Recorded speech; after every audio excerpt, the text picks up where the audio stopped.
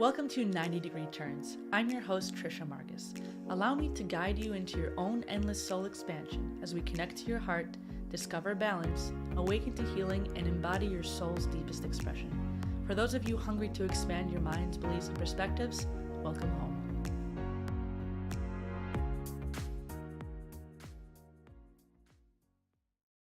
Martin III is a metaphysical practitioner specializing in the application of consciousness technology to achieve a wide range of multidimensional operations. Some of these include healing, manifesting, channeling, clearing, reading Akashic records, shadow work, shadow parasite removal, DNA activation, past life integration, and CE5, as well as learning and training with the Ascended Masters, Archangels, and Galactic beings of light. Jerome can be seen channeling the Arcturians on Season 2 of UFO Witness on Discover Plus.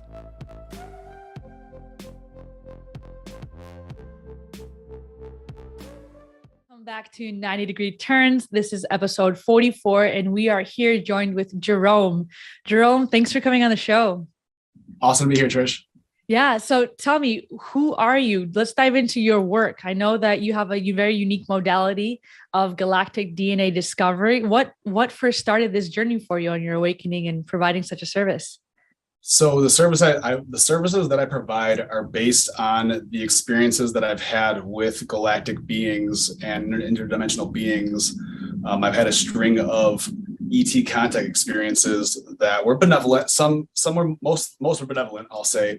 And through these contact experiences, they trained and developed me in these different psychic faculties that I use for what I call my DNA discovery.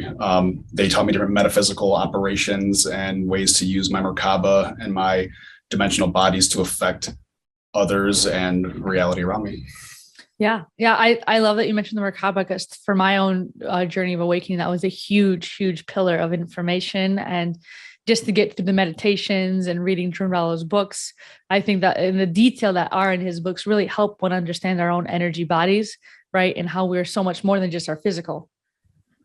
Absolutely. And so my work so I took what I learned, not directly from Jerome, but I read his books and I basically manifested him into my life where I had an experience with him in person.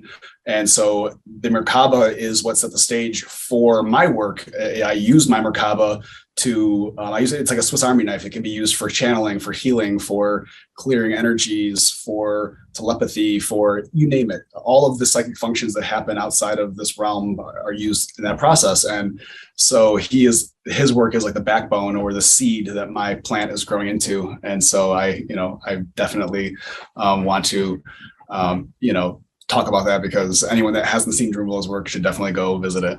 Yeah. And so for everyone watching, let's let them know that the book is called The Ancient Secret of the Flower of Life. Long title, but there's 2 volumes. I've heard, I don't know if you know, that the first volume is written in the more masculine sense and the second one is more feminine. Did you ever hear about that?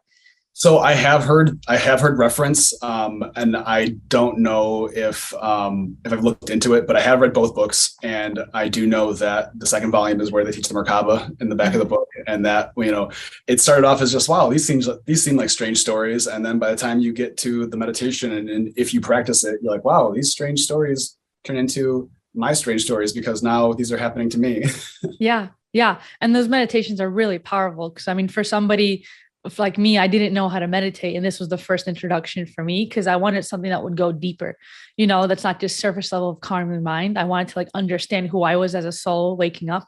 And so to connect to the earth and the father sky and to merge that together and then activate, I think that was huge for my own awakening. I'm sure for you too. So on that topic, how did you wake up? What was your inspiration?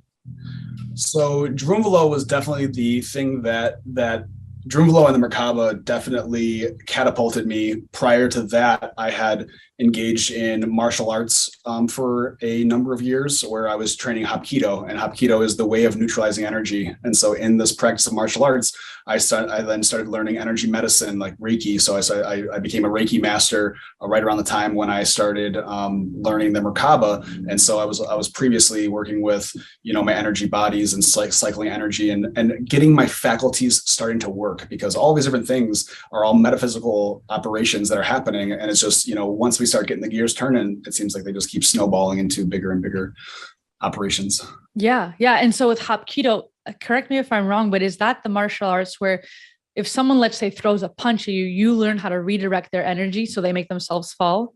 Yes. So Okay. yes. So Hapkido, if someone were to attack you, you would take it this way first and then redirect it to neutralize it another.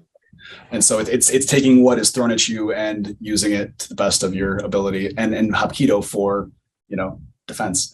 Yeah. Yeah. No, that's really, really sweet. So I'm guessing that taking all these different like modalities, whether it's through sports or through meditation, has really helped heighten your own sense. So when you do these kind of sessions, you're able to kind of tune into the person that you're working with, right?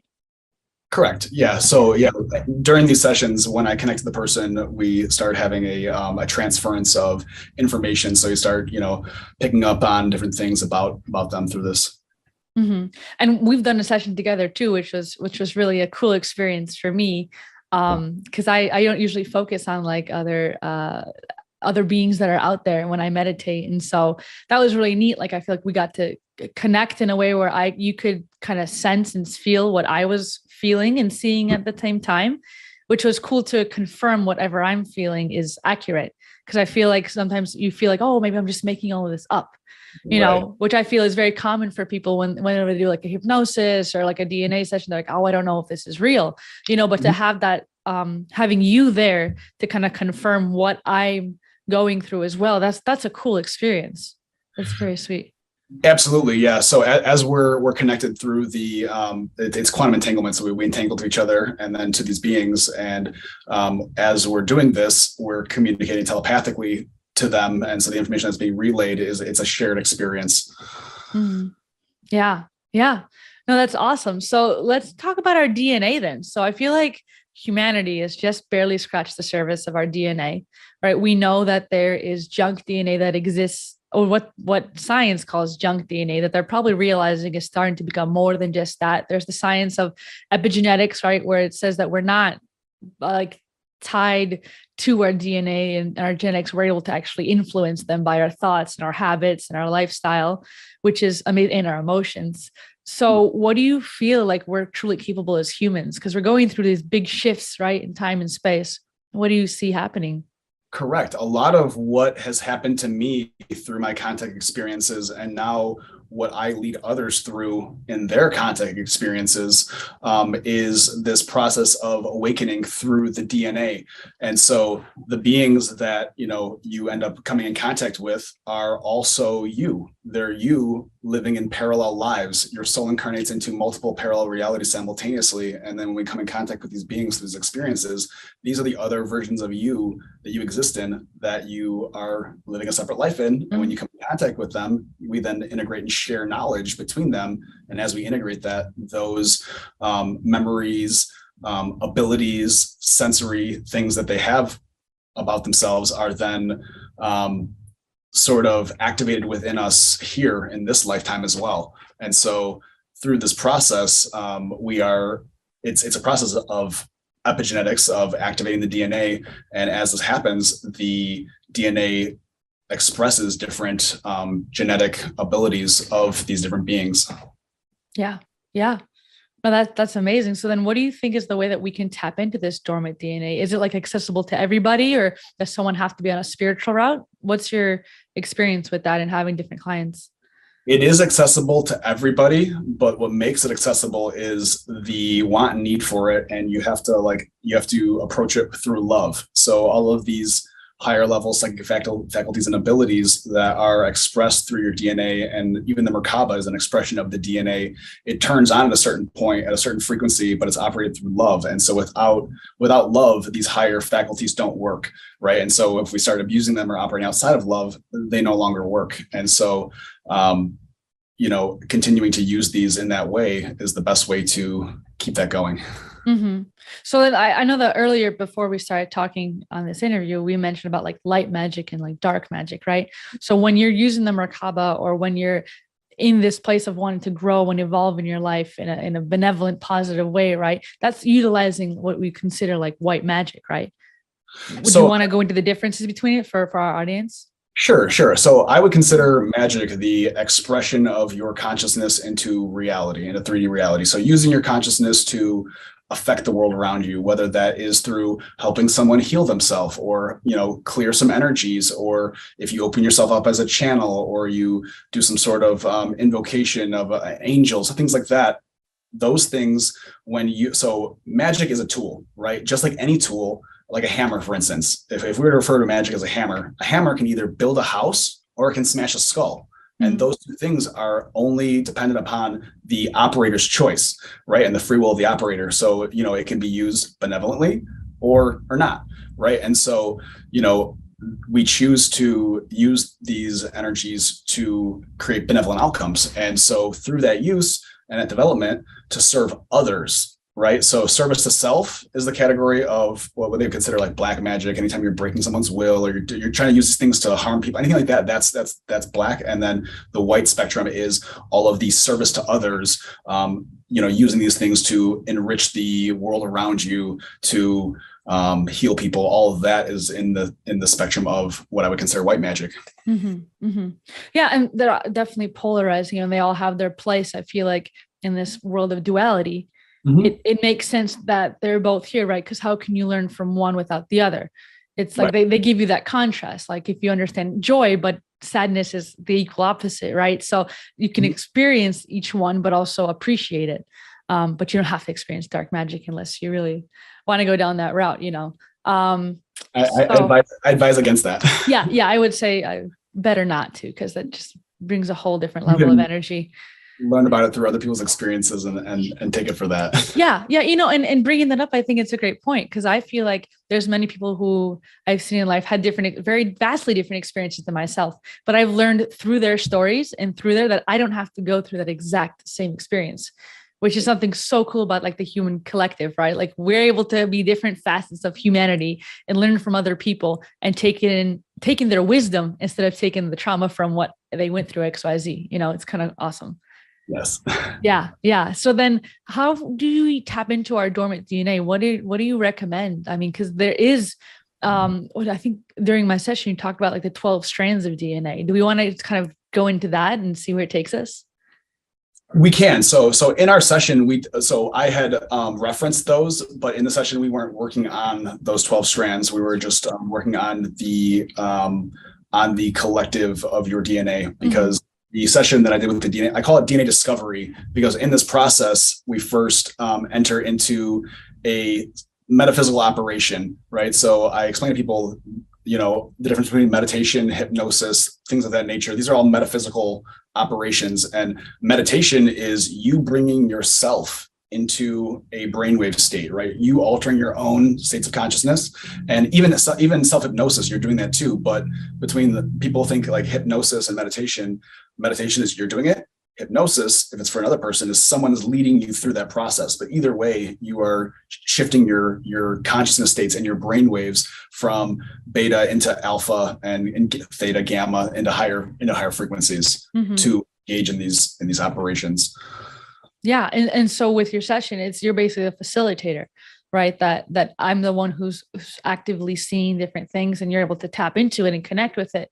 But you're truly you're guiding one through their own experiences, which is really wonderful, I think. Because I mean, like you're saying, every modality that's out there, it's the person is the one to be the one healing themselves. But I think it's important to have that facilitator there many times, because they can lead you down a place that maybe you wouldn't naturally go on your own. Right. Yeah. They're there to show you the path to walk down. And a lot of times we can't see things that are happening within ourselves because we're too close. So having that outside viewpoint, and a lot of my purpose in these sessions is, I open gates of consciousness for us to enter. And then once we're inside, and so this creates a space that we operate in, right? And whether that is a light ship or a dimensional space, this is a container for us to operate in metaphysically in the quantum field. And so then once in a compartment of space, we can then do work. And so in that space is where we encounter these beings. And in this operation, as I'm leading you, when you're connected to them, and then they're showing you telepathically these different things that are coming through to you, the way that I experience them is through not only the telepathy, but as you start to talk about it, I start getting flashes of images in my mind. So it's a shared experience of this collective group experience for us. And so as this is happening, while they're showing you things, I'm getting prompted from, I don't know, it's from my higher self for sure. I used to think it was from the Akashic records, but it was the information that as they're telling you things, I'm getting cues to make sure to lead you. Okay, they want to show you this whole thing. As you're getting through it, if you don't understand it, I'm getting prompted with the things to get you through it. Like nuggets, like kind of like little nuggets of information or energy. Right. Correct. And so my job as the facilitator is to lead you through this experience in a way that makes sure that we collect and get all of the information in the process complete. Yeah. And I want to reference your background image. Like you work with a lot of different kind of beings, right? So I know with our session, there were these really interesting translucent looking beings for me. But then I also saw like Lyran beings, and they were beautiful and majestic. But then I also saw, interestingly, some kind of tall grays. And so let's go into that. Let's talk about different kinds of beings that exist out in the universe. Because I mean, the ones you have in your image behind you, there's like 30 of them. None of them look similar to one another. You know, there's so much out there. Let's go into like what was your first experience, like contact experience with different beings? Because I was just at in Trout Lake, Washington for the SETI conference, and we saw a bunch of different ships cross the sky, and it was awesome to be able to speak there. And I didn't speak about the beings, you know, because that's just not my forte, but it was very cool to connect with other people on the same wavelength, you know, because we're all sitting there at the night sky seeing these ships just cross over, and you can tell which ones are satellite and which ones are not. And so being a person who's been there a few times now, I was very skeptical at first, you know, and then you see it constantly enough where you're like, they're powering up. Like, this is not something that is unconscious. It's a very conscious entity. So yeah, long-winded question, but yeah, what is your experience with alien beings? How did that start for you? So I've had a number of contact experiences in all different variant ways throughout my years that I've been engaging in this. On these higher levels where I've been facilitating, this is a newer thing that I started doing in the past year. In the past year that I started doing it for others as a profession. But prior to that, I've been having a string of contact experiences starting all the way from the age of, I'd say like 18 was one of the first times. So around 18, 19, I started having these dreams. And in these dreams, I was being taken up to, so in the dream, I was awoken. And so I sit up in my bed, and then a being that was made of blue light would grab me and take me up this like tube or tunnel above the ceiling. And it was just like, you go through this tube and shoot up, and you could see through the tube. And I knew we were going into what looked like space, but this is also what I thought was a dream. We go up this tube and then into this like big floating city.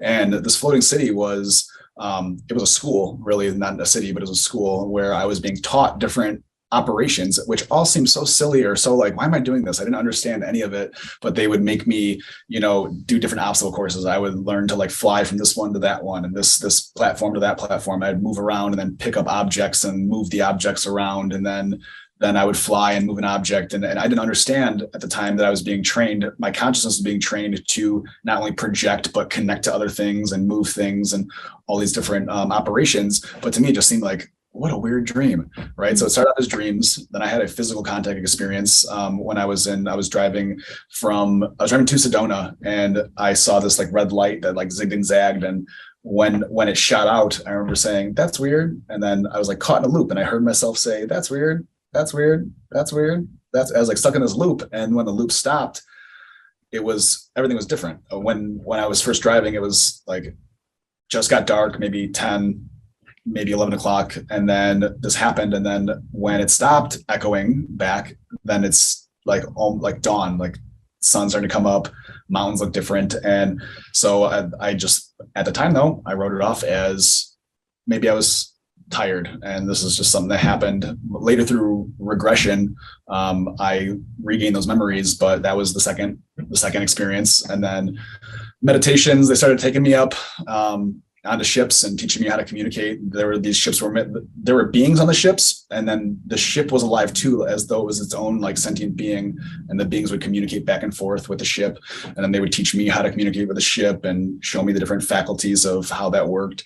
And I just thought this was so strange, because like, why am I up here? I didn't understand what was going on. And so that happened for some time, and then I had a similar experience to what you were talking about with the ships charging up, right? So I was in Sedona, and I was on this UFO excursion, and we're looking up in the sky with night vision goggles, and these ships are like, these things are coming by, and we're talking to them. We're saying, can you power up or dim your lights? And they're glowing bright and then getting dim. And, it was almost like they're flashing to us. And then they were responding through voice. And then, I was sort of still questioning it, because I'm like, I don't know what that is. But then they started responding through thought. So I started just in my mind, can you power up? And they were responding. So that really, that was a physical experience. I'm like, I can't, that shook me to the core at that point. And so I'm like, okay, there's something going on here, outside of meditation or dreams. And then after that, I started having more and more of these experiences where I'm being taught and shown different metaphysical operations that were then translating into my physical reality, like being able to heal people, being able to clear energies from people in various forms. I have people that have like ghosts or poltergeist activity in their house. Like you can remove that from a home, or someone that has, there's different types of energy attachments, but to be able to disassemble those are all, an ability that was shown by these beings. And so all of these different things started happening, and then they start expressing themselves into, you can't deny it once it starts being able to affect other people's lives. At first, I was just like, oh, I think I'm going crazy. And then, no, really, this is just what's happening.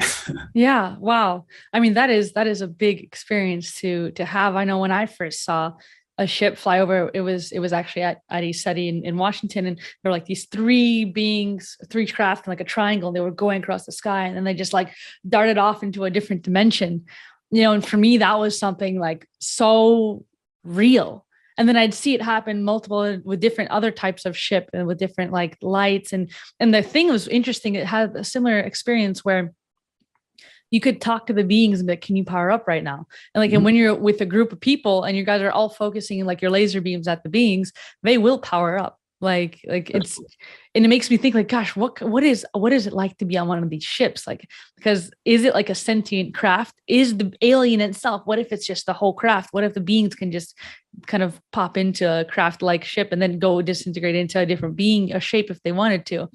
Like, it's just wild. There's so many things that are out there that we don't understand.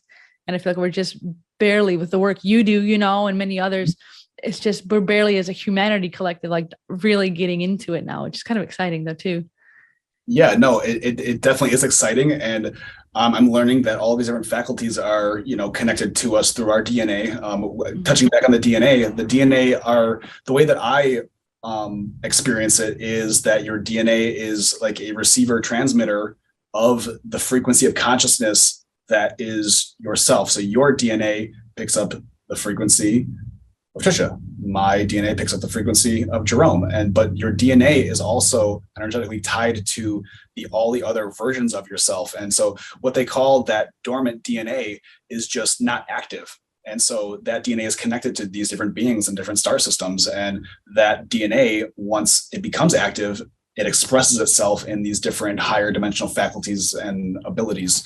And so by this process that I take people through, it activates and turns these faculties on. That way they can express them in your waking states of consciousness. And a lot of the times, the beings that come in contact with you, that is the part of your DNA that is expressing that. And so, it's very interesting that, they come and show you this. And then afterwards, you're like, wow, now I can do this. And when I talk about them coming and showing you these abilities during these experiences, during our session, our experience, these different groups of beings were showing you different, like a healing ability or a way to use energy in a certain way. And so how are they showing you that? Were they showing you like images in your mind, or they were showing you, was it like a movie? How did you experience that when they were showing you things? Yeah. So for me, some of them came up with symbols like a flower or something, but then other ones were like a feeling. I had a lot of more like feeling emotions that come through. So like, let's say like I saw like lion beings, like Lyrans, right? They came through with like this energy of like confidence and power, and like to remind me to continue on that path, because I feel like everybody's trying to grow in their own way. And so that's something for me that I am growing towards and through. And so to me, it was just like this energy wave would come through. I'm like, okay, that's what the feeling is. And I could label it and be like, okay, cool. But then I would see them too. And like, I would hear them roar. Like it was very, very cool. Like, but I feel like it's cool to talk about this because I have a very sense of knowing and feeling is, I think, my top two, and I have a visual aspect and it's there, and I could surely work on it more, right. But there's so many different senses, right? So there are 5 senses that we have. Mm-hmm. And so we've got like auditory, there's like just a sense of knowing, clairvoyance. Yeah. So what are the other ones? Help me out. The clairvoyance is the where you visually, or you see the images, right? So you see the pictures or the movies. That's their clairvoyance. Clairaudio is the one you can hear, like you hear the thought in your head, or you hear it like as though someone's speaking it to you. You just hear it. There's clairsentient is a sense of knowing. There's cogniscient, where you have a sense of feeling, like you just know the emotion, or you just know what it is. The clairsentient is the one. For me, it's mostly clairvoyant and clairsentient. I see images, and then it's a sense of knowing, to where just like the information, when it comes through, I just know it as though they're my own thoughts, but I've never thought those thoughts, and it's like a download, like a minute. I just know what it is. And so based on knowing what your senses and how they operate, that is the best way to navigate through that. But as you continue to do this, they all sort of turn on in different ways. And then when the information comes through to you telepathically, your senses put it together for you in the way that's best suited for you to understand, which is a cool part of it. Yeah, no, it's very cool. And it's awesome because you have certain ones that are, like, let's say primary senses, right? In terms of meditation, but then I think all of them can be grown and worked on. It's just understanding that what's coming through, because for me, there's usually a lot of different like imagery that comes through. I'm like, okay, what does this symbol mean? What does that mean? How does it feel? And then something like you said, the where you just have a knowing of something, is that claircognizant? It's just like a knowing comes through. Okay, this is what this stands for, or what. I get them confused. It's either claircognizant or clairsentient. It's one of the two. One of them is you get the feeling. One of them is you get the knowing. Okay. So, they're similar. And then, have you ever experienced the one where it's you can like have the scent of things, like a. Yes. I don't know what that one's called, but I have. I forget the name of that one as well. But yes, during certain sessions, I've gotten smells of things. It's usually typically been like the smell of roses, or it's usually floral when it happens. But I've gotten different ones like that, and that's usually the one that is the least. That happens the least, but that's a very interesting one that I've never personally experienced, and I've done all sorts of different like hypnosises, and with yours the DNA reprogram or DNA discovery, then DNA reprogramming. I've done remote viewing, and like the nose one is the least common for me, but some people that's their main one, which makes sense because I mean our noses can sniff out so many different things. So it's cool to know about the different senses that we have innately, and then that we can grow. Yeah. So another thing I wanted to ask you about is when we were doing the session, the tall gray beings, they were showing something with like a portal technology or like a Stargate. I want to talk about that because there's a point when you can go through and then on the other side, what happened there? Yeah, we can do that.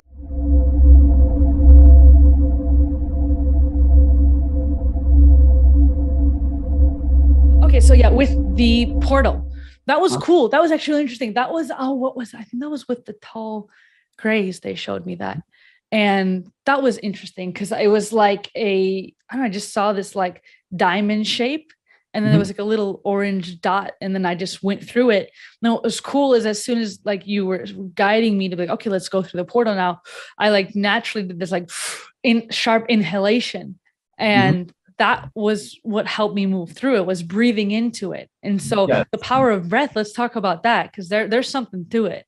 Yes. And so I love that you picked that up, and those are the different functions and faculties. I know you noticed that when we were doing this session, there are certain points where I say a thing and then you'll hear me go, where I you'll hear me breathe. And it's because the thing that I'm doing, I'm programming it, and then the breath is what carries it to create the function. And so the way that the telepathic relay comes through and the images and the information is sent is through the breath. And so as we say a thing and then when we breathe, it is sent through. So the same way that happens, with the telepathy, that is your access point to the portal. So this thing that they showed you, how you move through it, is they showed you this portal, and then I programmed it. We went to Antarctica, and then so I put the I programmed the other side. And then when you breathed in, the breath sucked you through it creates the movement in the quantum field. Yeah. Yeah. And it took me, we definitely went to Antarctica. I feel like, I see, this is what I'm like, I don't know if it was real or not, but it felt really real to me, where I saw like this really giant, like a wrench, and it wasn't meant for like human use at all. And then this like being that was like a crustacean. It was like a crab with like pincers and stuff. And so we didn't go too deep into that one, but that was wild for me to even go through. But it just shows like how much there is out there, that if we're able to tap in and focus our energy point there, we can retrieve information. It's, oh my gosh, it was awesome. And once we started the session too, like once the gates open and then the telepathy starts happening, you know, when we go through that Stargate, and then that being that was there, you're able to communicate with it as well. Because I remember I said, ask it, you know, if it'll tell you what it's doing or where it's at, and it didn't want to. It sort of shied away from you. That one did. Yeah. He was like, we don't want to talk. He wasn't very social. Right. Okay. But then, what's that process like? So when we were communicating with these beings and they're there before you, and you know, you ask them certain questions, or your ones, when we ask them what we're asking them and the information starts coming through, is it like a surge, or you just it comes into your mind or into your senses? Like, just explain like how does that, what was that like for you? So I like visually saw this group of beings around me, and there were a lot of them, but then I realized they're kind of there as little miniature collectives. Mm-hmm. And so like when I saw these tall gray beings, they were like one unit. They were like in a triangle, like 3 points. And then the Lyran beings were the same, where they were also in like a triangle shape, but there was like one male, two females. And there were these translucent beings and these little green ones that had a really great sense of humor. Like they came in as one collective, and then they kind of, once we focused, honed in on each one and called them out by name or by what they looked like, they came to the forefront. And then like, it's like that energy imprint comes through. And so when you feel that energy imprint, like I saw like different symbols or feelings that would associate with them. And so with your guidance, I was able to understand, okay, what does this symbol mean? What are they here to teach me? Which was neat. It was very a cool experience. So thank you for that facilitation too. You're welcome. I'm glad that, you know, I'm glad that we set this up and we did this, because, you know, a lot of people want to have these experiences, but they think it might be strange or weird, or don't know anything about it. So being able to do it for somebody that is open to talk about these types of things really allows people to know that, you know, this is happening, and this is the bridge between us and our galactic families. And we are connected to the stars through our DNA. Yes. And not only the stars, but everything around us, and that it is okay to connect with them, and that a lot of them are here to help us, and they want to help us grow. And yes.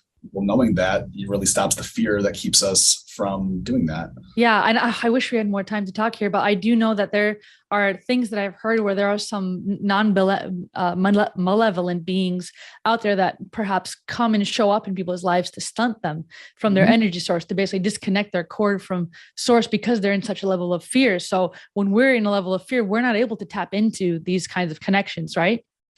Correct. And so these disconnects happen to us through fear and trauma. So typically what everybody is born with this is our birthright. Our ability to be multidimensional beings is a thing that humans have within us. We are born with a third eye. We are born with our heart space. We can connect. This is a thing that we do through, it's just, we're born like that. And so, but it's programmed, it's shut off and programmed through, different ways of doing that. And a lot of it is through fear and trauma-based things. You know, a lot of the things that stop us from entering these higher dimensional realms is all of what they call, the shadow work and the traumas that happen to us as children, that sort of compartmentalizes and breaks. It's like taking a crystal and shattering it, right? That broken crystal doesn't function right. You got to put it back together in order to enter these higher realms. And so they've found the way to shut us off, and this is the way to turn us back on.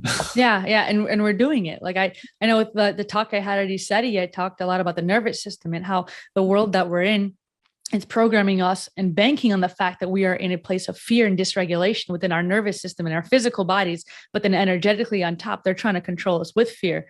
And the more we're able to overcome our own fears, we're able to then step into like this next version of ourselves, because you can look at yourself. I'm sure it's the same with myself, is before we woke up, we were different people.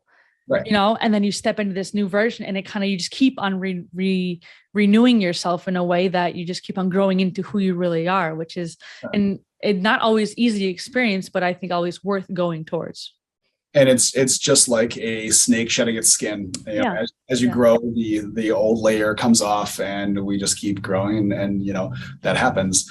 And so those dead, empty layers coming off of us gives us the space to grow into, and to expand further. Yeah.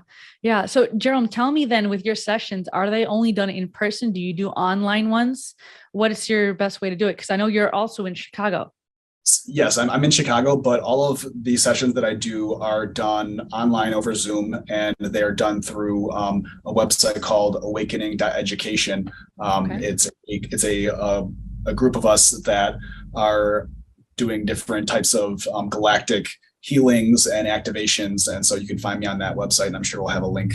Yeah. There'll be a link in bio and everything. And then, so where else can we find you with your social media? I mean, we'd love to have you on again to talk more, but we are running on the end of time here. So what's your social media handles? Where can we find you? Where do you like to speak? Do you have any shows you're a part of?